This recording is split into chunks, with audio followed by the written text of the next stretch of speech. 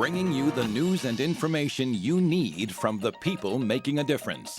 This is Comcast Newsmakers. Mental illness affects 1 in 5 families here in the United States, and my next guest is ready to help. Hello and thank you for joining us. I'm Jamie Lynn Drohan, and you are watching Comcast Newsmakers. This hour's newsmaker is Paul Kiesling, Executive Director of Project Transition. And today we're talking about mental health issues. Thank you for joining us. Glad to be here, Jamie Lynn. Talk to our viewers at home about Project Transition. What is it about?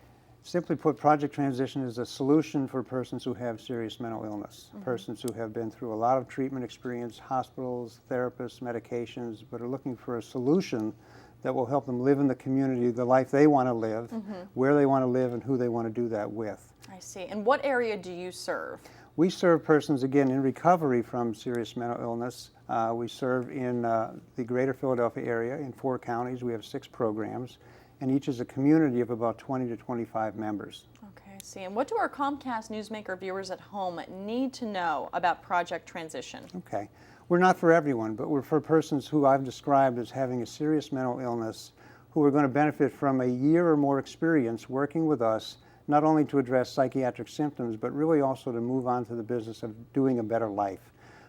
One person put it this way: a home, a job, and a date on the weekends. Right. And living a rich life while pursuing your recovery. And what type of recovery do you provide? What type of therapy sessions do you provide? It's a full spectrum of individual psychotherapy, a very serious approach to psychopharmacology, those coupled with a therapeutic support community, relationships, because they're the context and the premise that we work from.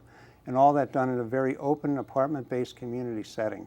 And that's where we get to practice the work of recovery, vocational, educational, social issues. And as I said in my opening, nearly 1 in 5 families are affected by mental illness here in the United States. That number's staggering.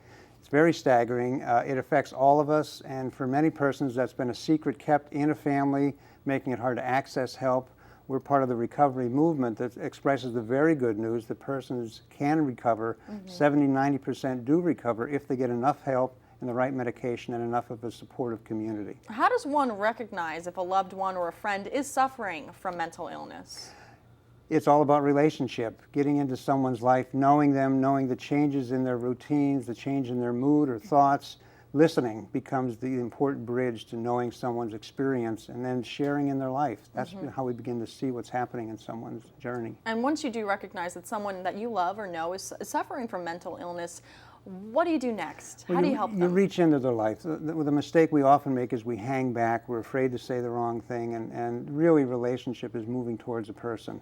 That invites them to join you as you seek help together. It's not just getting them help, but it's often joining together to get that help. And let's talk about that too, because do you not only just serve the person who's suffering from mental illness, or do you also provide services and programs for their families and loved ones? Great question, because the journey of recovery happens for everyone. We're really proud to partner with NAMI, the National Alliance for the Mentally Ill, the Pennsylvania Mental Health Consumers Association. Those are 2 agencies that reach out to the entire family. So we do a lot of teaching, education, and training of families on how that they can support their loved one in recovery. And talk to us about the stigma that surrounds mental illness. Talk to us about those challenges you face when trying to educate the public. Yeah, we get it in the news, we get it in just our own self-perceptions, and we're about the business of spreading the good news that persons can and do recover.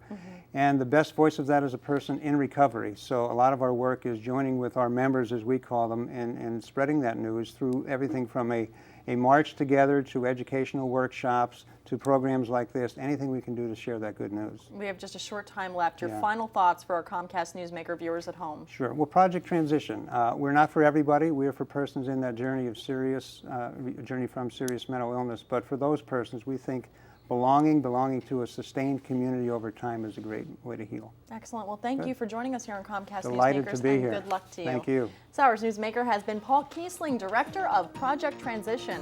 I'm Jamie Lynn Drohan for Comcast Newsmakers, seen exclusively here on Comcast Cable. For more news and information, join us online at cn8.tv or check us out every 24 and 54 past the hour, only here on CNN Headline News.